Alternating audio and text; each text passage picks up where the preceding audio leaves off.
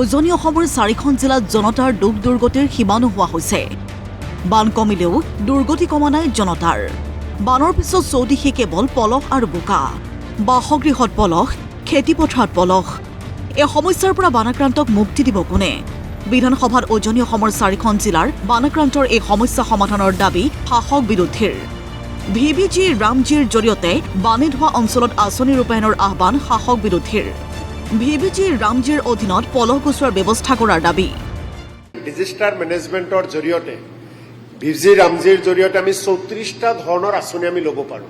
গতিকে এই সুবিধা চৰকাৰে বিভাগে গ্ৰহণ কৰিব লাগে। কেন্দ্ৰীয় চৰকাৰৰ পৰা উজনি অসমৰ মহা দুৰ্যোগ হোৱা যি এলেকা, সেই এলেকাত ডিজাস্টাৰ মেনেজমেণ্টৰ জৰিয়তে আমি 34টা আঁচনি ভিবিজি ৰামজিৰ জৰিয়তে আমি ল'ব পাৰোঁ। এই আঁচনিৰ জৰিয়তে কেন্দ্ৰীয় চৰকাৰৰ পৰা আমি ধন পাব পাৰোঁ। গতিকে বিভাগে এই ক্ষেত্ৰত গুৰুত্ব দিব লাগে। শাসক বিৰোধীৰ এনে আহ্বানৰ পিছত বিধানসভাত পঞ্চায়ত আৰু গ্ৰামোন্নয়ন মন্ত্ৰী অতুল বৰাৰ ঘোষণা। বৃহস্পতিবাৰে বানাক্ৰান্ত অঞ্চললৈ যাব পঞ্চায়ত আৰু গ্ৰামোন্নয়ন বিভাগৰ দল। বানাক্ৰান্ত সহায়ৰ হাত আগবঢ়াবলৈ সাজু হৈছে পঞ্চায়ত আৰু গ্ৰামোন্নয়ন বিভাগ। মাননীয় মুখ্যমন্ত্ৰীয়েও এই বিষয়টো গুৰুত্ব সহকাৰে লৈছে। কালিলৈ আমাৰ বিভাগৰ এটা দল, প্ৰায় 15জনীয়া দল, আমিও যাম।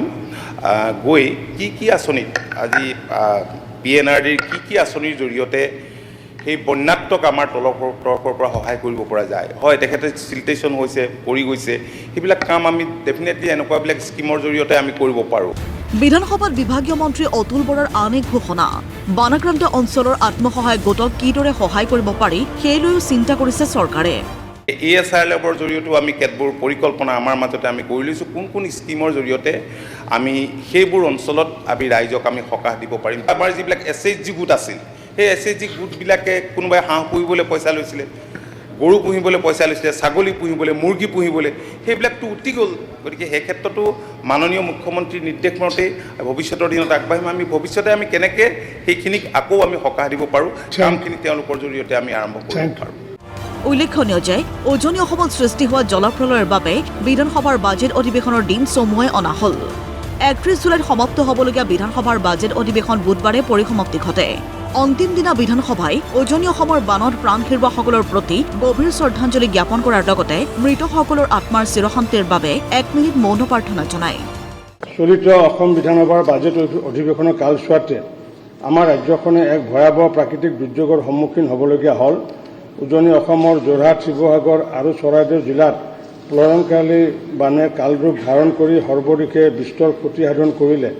ভয়াৱহ বানৰ কবলত পৰি এই পৰ্যন্ত 67গৰাকী লোকে অকালতে প্ৰাণ হেৰুৱাবলগীয়া পৰিল। অসম বিধানসভাৰ পবিত্ৰ মোজাৰ পৰা অতি দুখ আৰু ব্যথিত হৃদয়েৰে অকাল বিয়োগ ঘটা প্ৰতিগৰাকী ব্যক্তিলৈ গভীৰ শ্ৰদ্ধাঞ্জলি জ্ঞাপন কৰাৰ লগতে শোকসন্তপ্ত পৰিয়ালবৰ্গলৈ অসম বিধানসভাৰ হৈ গভীৰ সমবেদনা জ্ঞাপন কৰিলোঁ। এতিয়া মই পৰলোকগত আত্মাৰ চিৰশান্তি কামনা কৰি 1 মিনিট কাল থিয় হৈ মৌনতা অৱলম্বন কৰিবৰ বাবে সদনৰ সন্মানীয় সদস্যসকললৈ অনুৰোধ জনালোঁ। ব্যুৰো ৰিপৰ্ট, প্ৰতিদিন টাইম।